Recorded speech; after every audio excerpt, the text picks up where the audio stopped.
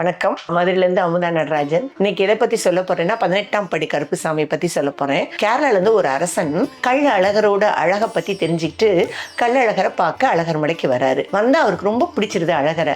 ஐயோ எவ்வளோ அழகாக இருக்காரு, எவ்வளோ சக்தியாக இருக்காரு.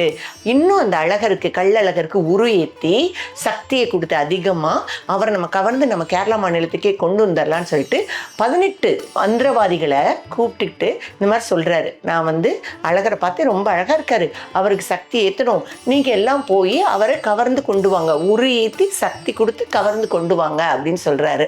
உங்களுக்கு காவல் தெய்வமா நான் கற்பனசாமியை அனுப்புகிறேன் அப்படின்னு சொல்லி கற்பனசாமியை கூப்பிட்டு நீ இவங்களுக்கு துணையா 18 பேருக்கு துணையா நீ அழகர் மலைக்கு போய் இவங்களை காவல் காக்கணும்னு சொல்கிறாரு.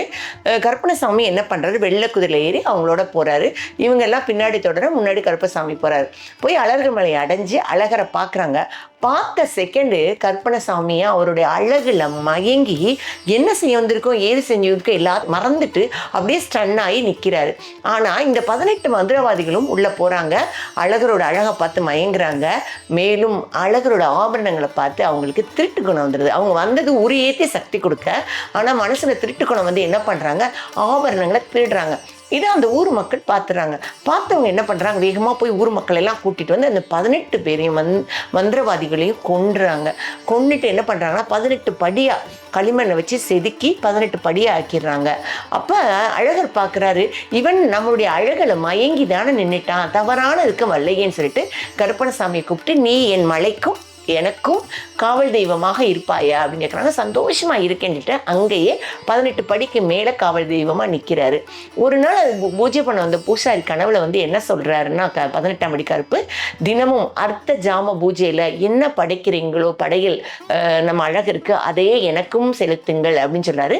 அவரோட கோரிக்கையை ஏற்று இன்று வரை அழகருக்கு என்ன படையல் பண்ணுறாங்களோ அந்த படையலை கொண்டு வந்து அவருக்கு படைச்சிட்டு அதை எடுத்துகிட்டு 18ஆம் படி கருப்புசாமிக்கும் படைப்பாங்க. அதே மாதிரி தினமும் கோயிலை மூடிட்டு 18ஆம் படி கருப்புசாமி வாசல்ல வச்சுட்டு போவாங்க. அடுத்த நாள் காலையில எடுப்பாங்க. அதே மாதிரி அழகர் மதுரைக்கு வரும்போது அவருடைய நகைகள் ஆபரணங்கள் பொருட்கள் பட்டியலை அங்க வச்சு வாசிப்பாங்க. அழகரை கூட்டிட்டு வருவாங்க.